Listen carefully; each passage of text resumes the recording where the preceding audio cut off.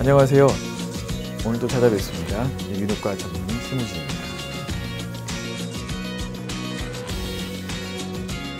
오늘은 코골이에 대해서 한번 얘기해 볼게요. 환자분들이 오셔서 항상 물어보신 말씀이 있어요. 원장님, 코가 별로 안 막히는데 왜 코를 골아요? 코 좀 안 골게 해주세요. 코 좀 안 골게 해주세요. 코 좀 안 골게 해주세요. 이게 참 어려워요. 왜냐하면 코골이라는 게 코에서 고는 게 아니거든요.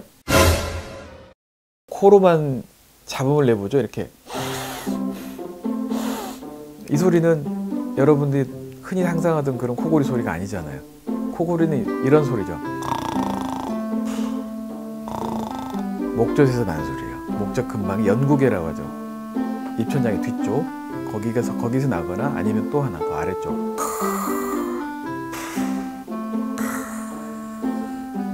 이렇게 하인두라고 그래요.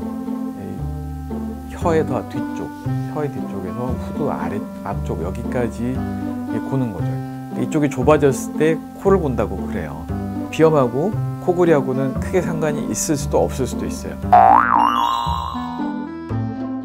비염 때문에 코가 막히신 분들은 입으로 숨 쉬니까 말라서 코의 점막에 염증이 자주 오다 보면은 입천장 점막 염증도 자주 오고 후두 점막 염증도 자주 오고 부어서 좁아질 수가 있죠. 그것 때문에 코골이 할 수는 있는데 직접적으로 다이렉트로 연관이 있는 건 아니에요. 두 개는 별개의 질환입니다. 그래서 이제 코골이를 연구하시는 분들 어떻게 연구를 하냐면은 이 목젖하고 후인두 벽 사이 좁아진 이 통로를 얼마만큼 넓게 유지시켜서 소리가 공간이 넓어지면 소리가 안 나거든요. 휘파람 불 때도 그렇잖아요. 이렇게 좁아지면은 소리가 나지만 넓어지면 소리가 안 나는 거예요. 그런 것처럼 여기 이쪽 인두 쪽 넓이를 넓혀주기 위해서 유지를 많이 시켜주는 거거든요. 인두를 좁게 하는 게 목젖이 늘어나는 게 하나가 있고 또 하나는 혀가 너무 커지는 경우, 그래서 뒤로 잘 때 중력 때문에 처지는 경우, 후두 뚜껑이라는 후두개가 있는데 이게 약해져서 연약해져서 연골이 물렁물렁해지면 뒤로 또 잘 때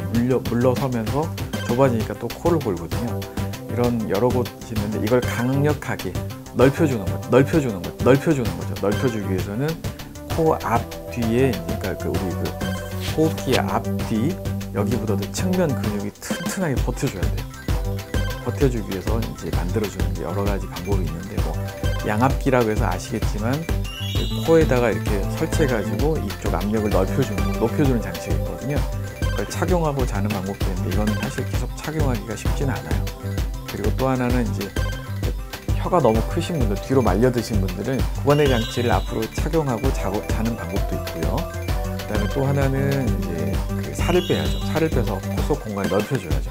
넓혀주는 코 뒤쪽 인두 쪽 공간을 넓혀주는 방법이 있고, 그다음에 또 하나의 방법은 이 인두 옆에 이 측면, 아까 말한 측면 근육을 짱짱하게 튼튼하게 만들기 위해서 그쪽을 트레이닝 시키는 노래 치료, 콧노래를 많이 한다거나 악기를 분다든지 해서 이런 방법도 있고, 또 코골이 어플도 있어요. 코골이 하는 코다란 어플이 있는데 아주 좋습니다. 그걸 쓰셔도 되고, 이제 이도저도 해도 안 되신 분들은 이제 정확하게 수면 다운 검사를 하룻밤 자고 수술이 필요할지 아니면 다른 걸 할지 해서 수술까지 가시는 분도 있어요.